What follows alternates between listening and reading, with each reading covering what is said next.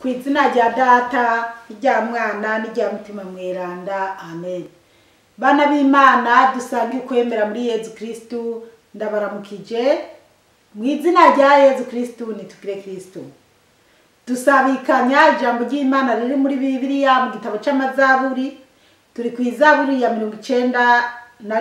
Iyi ni audio ya kabiri ku izaburi kandi niyo ya nyuma.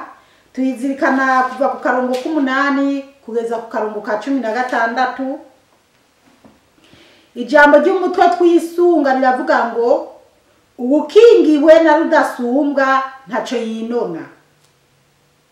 Urapfa kwitegereza gusa uzobona impembo y'ababisha. Nkako wewe Mukama uri ubuhungiro bwanje, ni waba wagize rudasumbwa uburaro bwawe. Nta nabi zo gushikira, nta kiza kizokwegera ihema ryawe. Nkako azogutegekera abamarayika biwe ngo bagukingire mu nzira zawe zose. Bazokurerura mu minwe yabo kugira ngo woye gutsitaza ikirenge cawe kwibuye. Uzokandagira intare n'incira, uhonyore umukurira w'intare insato. Nkako yarankunze, none nzomurokora. Nzomushira hejuru ko yamenye izina ryanje. Azontabaza nanje ndamwitabe. Mu marushwa nzoba ndi kumwe nawe, nzomurokora ndamutere iteka. Nzomuhunda imisi y'ukuramba kandi nzomuha kubona urukiza rwanje. Bene wacu muri Yezu Kristu, iri ni jambo ry'Imana. Dushimiye Imana. Alleluya. Amen, amen, amen. Bana b'Imana, turacyabandanya kuzirikana izaburi ya 91. Audio ya mbere twagejeje ku karongo k'indwi. Ku karongo k'indwi twibukanije havuga ngo hazogwa igihumbi ruhande yawe, ibihumbi 10 iburyo bwawe, ariko wewe nta kizogukorako. Turabandanya karongo k'8. Urapfa kwitegereza gusa uzobona impembo y'ababisha. Ngo urapfa kwitegereza gusa uzobona impembo y'ababisha. Murumva rero kuri kano karongo k'indwi hatubwiye ngo hirya yawe hazogwa abantu 1000, hino yawe hagwa abantu 1000. Rero bana b'Imana, iyi y'8 nayo iravuga ngo urapfa kuvyitegereza gusa uzorabe impembo y'ababisha. Bana b'Imana rero, abantu bamwe muri iki gihe harabakozi b'Imana bavuga ijambo ry'Imana uko ritari, bakagigisha uko bishakiye bivanye n'inyungu bariko barashakamo. Bamwe bakigisha ngo burya ngo Yezu yarabimariye ku musaraba, ngo kujya kuntu yabambwe ngo yavuze ngo birarangiye. Ubwo rero ngo umuntu wese ngo akora ibyaha ngo nta rundi rubanza ngo Yezu yarabimaze ngo yaratwishuriye ku musaraba. Yezu yaratwishuriye ku musaraba.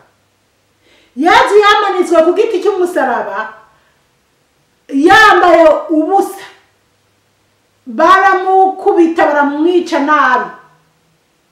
Bibera ku musaraba kugira uwo ari we wese azobibone, azomenye icyo atinya, azomenye ingene Yezu yavumwe amata mu maso, ingene bamwambitse amahwa.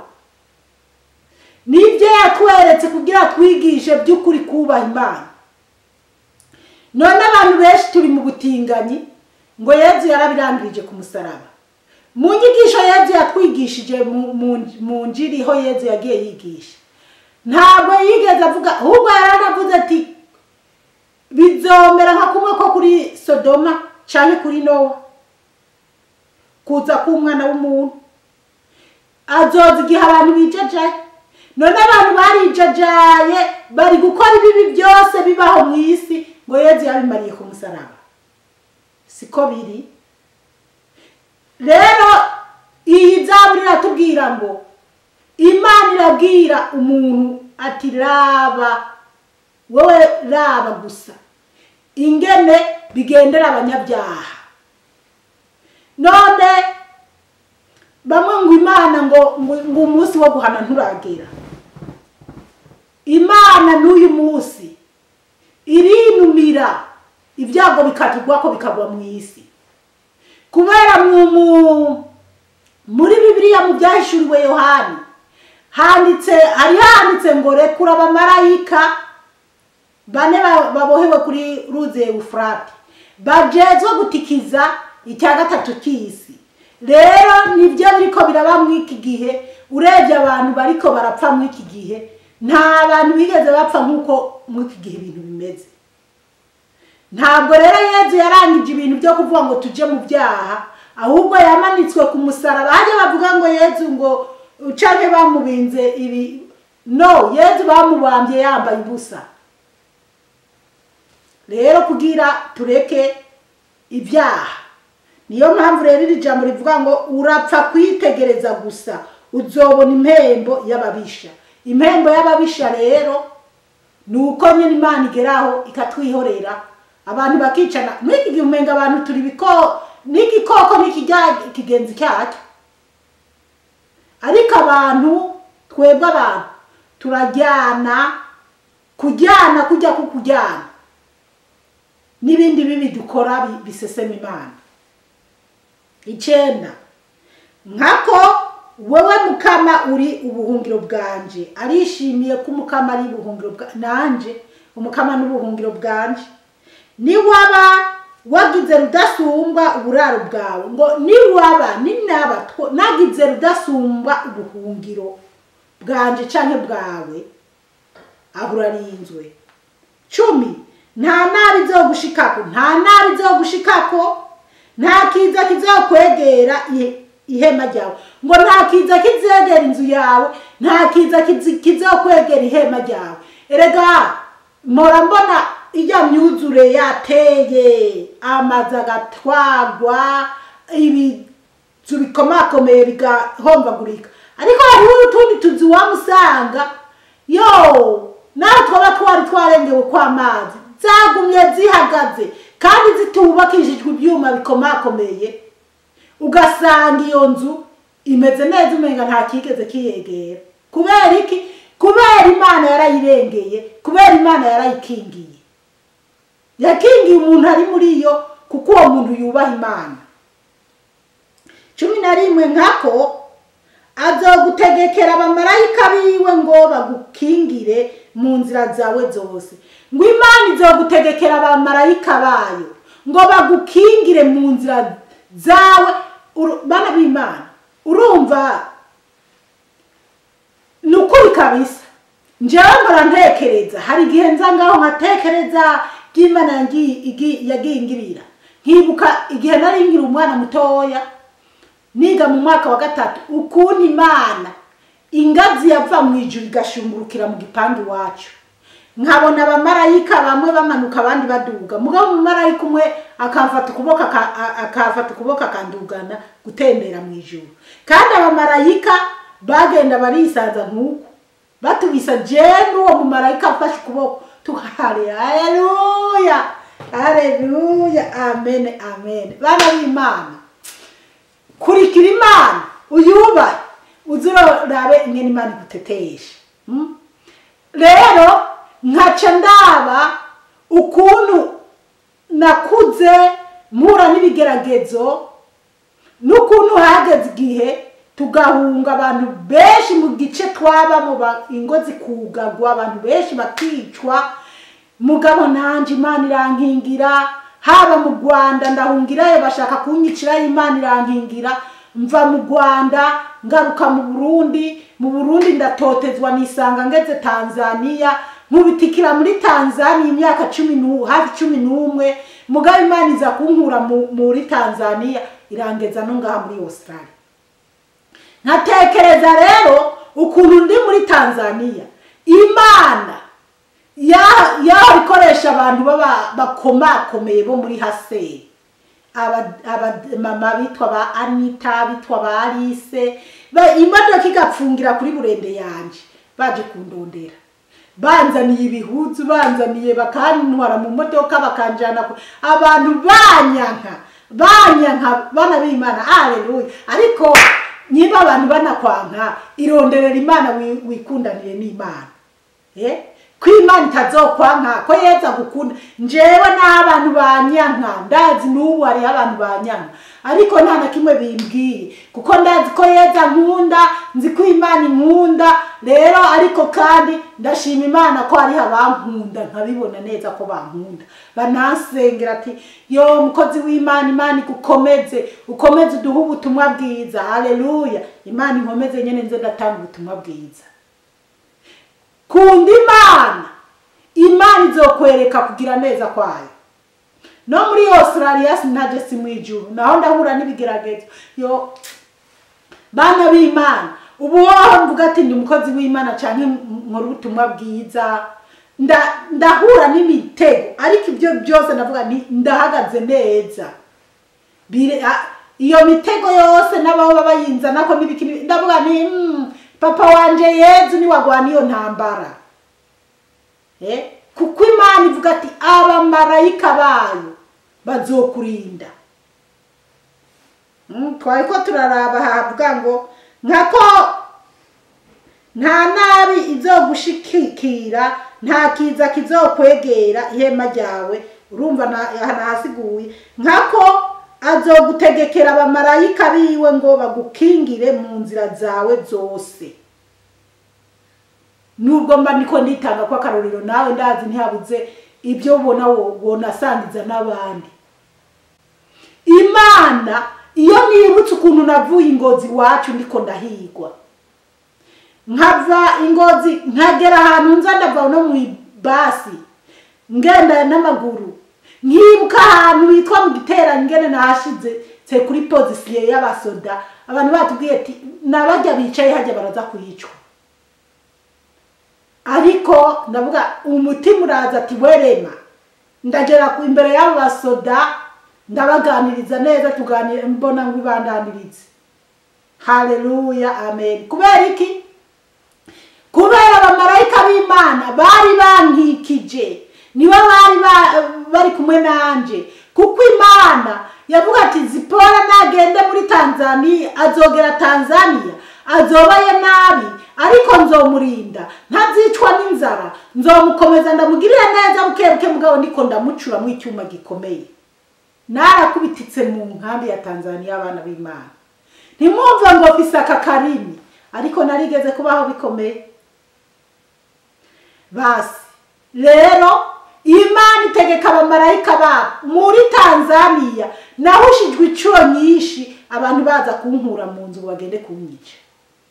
Munga mu Burundi nujijwe ngo ni Mututsikazi, mugangeze mu nkambi naho ngo iyo mva mu Burundi ntujijwe ngo ndi mukama ndi muhutu, mugangeze mu nkambi iyo mva y'Umututsikazi yaduhungiyemo abiwabo bari mu depresse, bariko barica abantu.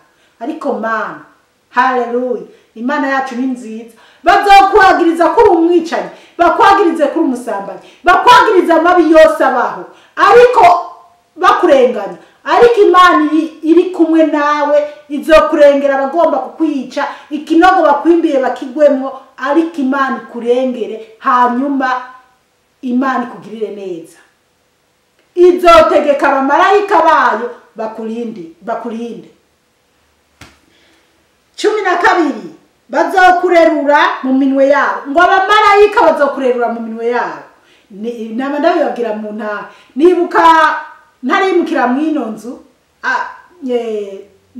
menga nari fise n'ikibazo cya kanseri, ariko igihe nari fise ikibazo cya kanseri abona numvirije intaye narabwiye ko umumarayika yaje tukaganira.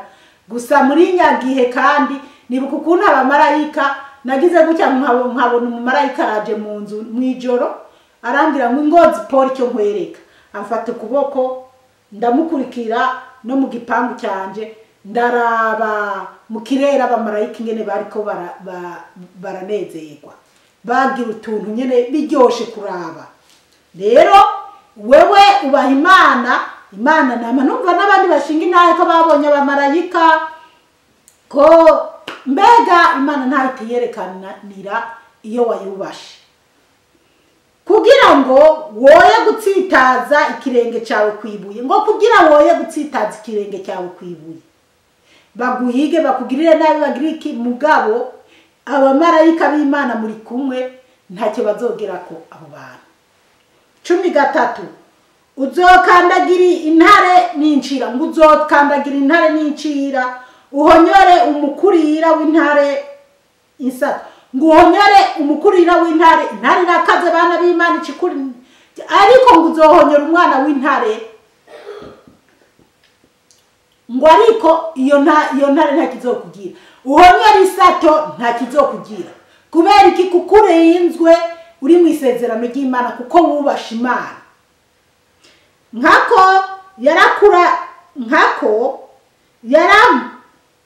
nkako yarankunze none nzomurokora ngo nkako yarankunze none nzomurokora iyo ni Imana ishima ukuntu wayikunze n'ukuntu izokurokora nzomushira hejuru ko yamenye izina ryanje ngo Imana izogushira hejuru kuko wamenye izina ryayo twibukanye bana b'Imana twabonye ijambo rivuga ngo uwukingiwe na rudasumbwa ntaco yinona murumva ko umuntu akingiwe na rudasumbwa ataco yinona kuri aka ka 14 nkako yarankunze none nzomurokora urumva Imana iraneze gukavuga ngo umuntu yayikunze izomurokora nzomushira hejuru ko yamenye izina ryanje ngo Imana izomushira hejuru ko yamenye izina ryayo haleluya Imana yacu nihabwe icyubahiro hari ndi gukora intahe rero ngeze ku intahe ya 29 gahuri yose rara ariko hari igihe niyumviriye ati ndayipfungire kuri 30 mugabo hari ibindi Imana nyereka ati ugomba nibi kubivuga hanyuma kandi hari ibindi imbere yanje bitaraja ku murongo neza bizaba birimo intahe ikomeye kandi haleluya nandi ubwanje biri kundenga nkibaza ati none ibi haleluya kubera iki kubera iyo njewe sukwiyemera kuba mbyuka mu ijoro nkavuga ijambo nkatora Bibiliya nkavuga ijambo ry'Imana kandi mvuye ahantu njyama mu gitanda kiza njyama mu bireta byiza mugabo nkavuga apana hariho ibintu neretswe cyane birambujije amahoro kuko ntakoze ubutumwa nzotanga ryari kubera n'ubu buryo ndiko nakora ubutumwa si wo mwanya kumbure nari kubukorera mugana navuze okay birashoboka umunsi runaka sinzobe mfise umwanya uhagije cyangwa imivurungano y'abana reka ndabukore ku mwanya fise televiziyo nziza mwangu apana ngomba kuvuga ubutumwa bwiza kubera iki kubera kubaha Imana kubera ko namenye ijambo ry'Imana kubera ko namenye izina ry'Imana harabavuga ati ariyemera Imana iravuga iti cyane Bibiliya iravuga ati uwishima yishimire ko yamenye Imana haleluya amen rero bamwe mu mwimisi harabantu haraka video haraka audio igumisirikira y'umuntu yari karavugana na mugenzi we mboneyeho no kubivuga harabantu nahaye nyaka audio bamwe baca biyumvira ati yoba ari jewe umuntu yoba yari karabwira ngo tugura amavuta canke dukotese urusare uwo muntu ari karavuga ngo wowe urazana amahera gusa ngo hari amavuta ngo y'ibihumbi ngo 700 ngo wisiga gusa mu kiba kugaranzura ibiganza ngo abantu mu kuvugishwa bakivayo ngo guto ngo jewe ngo kuvuga ubutumwa ngo bizokunda murumva abana b'Imana ingene ibintu by'iki gihe ari byo kwitondera yeza ati muraraba neza muzobamenyera ku byo bantu rero wowe uzabona amasengero amwe ariko ngo bariko baravugishwa cyangwa ukumva abantu bariko bugikurikiranye ibintu byo kuvugishwa Bibiliya bisigura neza mugabo bamwe babona abantu bariko barikumura cyane bariko baragira ibintu n'ibirimi bitumvikana ngo nahantu hari umwuka kandi nahantu barafise hariho umukozi w'Imana yigeze kutumenera amabanga ko nyimba ngo amavuta y'intare ngo umuntu ngo yisiga nyimba ari mu maso ngo mu gahanga ngo hano ngo hanyuma ngo abantu ngiye bariko barakuraba ngiye ngo kuvuga ubutumwa bwiza ngo bararira ngo bagahezagirwa ngo bakumva ngo bahezagiwe ngo kubera ngo ijambo ry'Imana umuntu yavuze ngo ngujya muntu ngo asize amavuta kwere kubera iki uwo muntu ariko arakoreshwa na shitani ariko arakoreshwa n'ibintu by'isi n'ayo mavuta nyimba ari intare rero abana b'Imana twitondera ibintu byo muri iki gihe turaba abakozi b'Imana by'ukuri je abakozi b'Imana by'ukuri batirirwa barabwira abantu ibintu byo kuzana amahera ngo ndakuvugishwa ko wampaye amahera reka tubandanye n'iri jambo ry'Imana uzana bigaruka ko bukebuke ariko twitonde muri iki gihe ibintu ntibyoroshe 15 havuga ngo azontabaza nanje ndamwitabe ni Imana iri kiratubwira ngo uzoyitabaza ayubaha izomwitaba mu marushwa nzoba ndi kumwe nawe ngo mu marushwa Imana izobiri kumwe nanje canke nawe wowe wayitabaje nzomurokora ndamutereteka ngo nzorokora uwo muntu ndamutereteka iyo ni Imana ivuga umuntu yubaha Imana umuntu yemera Imana izomurutabara mu bikomeye Imana izomutereteka Imana izomugira n'umuntu nyimba ari umufemesi kubera ko yubasha Imana nturabe byari nibyo bafemesi bo mwishiza bapiga muziki nibiki canke bamamaye yuko arabatinganye canke abazi gukora amafilime gusumba abandi Imana umuntu ayubaha izomumenyekanisha mu isi ko ari umukozi wayo by'ukuri ariko abantu bo mu isi turondera kwamamara mu by'isi ntiturondera kwamamara mu by'ijambo ry'Imana umuntu akora ibyiza by'Imana Imana yamumenyekanisha atari nawe agiye kwimenyekanisha ibikorwa byiwe bikaba ari byo bivuga niho havuga ngo nzomurokora ndamutere iteka rega 15 reka dusubiremo nzotabaza azontabaza nanje ndamwitabe mu marushwa nzoba ndi kumwe nawe mu marushwa yiwabe kumwe nawe nzomurokora ndamutere iteka ngo Imana izomurokora imutere iteka 16 ariko karongo kanyuma nzomuhunda imisi y'ukuramba ngo Imana izomwongeza imisi yiwe arambe kandi nzomuha kubona urukiza rwanje ngo Imana izomuha kubona urukiza rwiwe aho naho Imana uwo muntu azoramba niyamara no kwipfira azoba apfuye azogenda ahantu heza Imana izomwerekana urukiza ku munsi w'imperuka canke umunsi Yezu azoza gutwara ishengero uwo muntu nawe niyaba yaranapfuye azosanganira Yezu hanyuma agende kwibanira na Yezu mu myaka 1000 hanyuma Yezu azogaruka guca urubanza abakoze nabi baje mu muriro udahera abakoze neza nabo twigire mu bwami bw'ijuru tunezerwane na Yezu mwipfurije rero gukora neza mu bikorwa byiza bizokugeza mu ijuru mu bikorwa byiza byetuma Imana ikumenya Imana ikakurengera igihe cyose biba bikomeye bana b'Imana umukaba Imana bahezagire cyane mwarahezagiwe n'Imana ku izina rya Data n'irya Mwana n'irya Mutima Mweranda amen.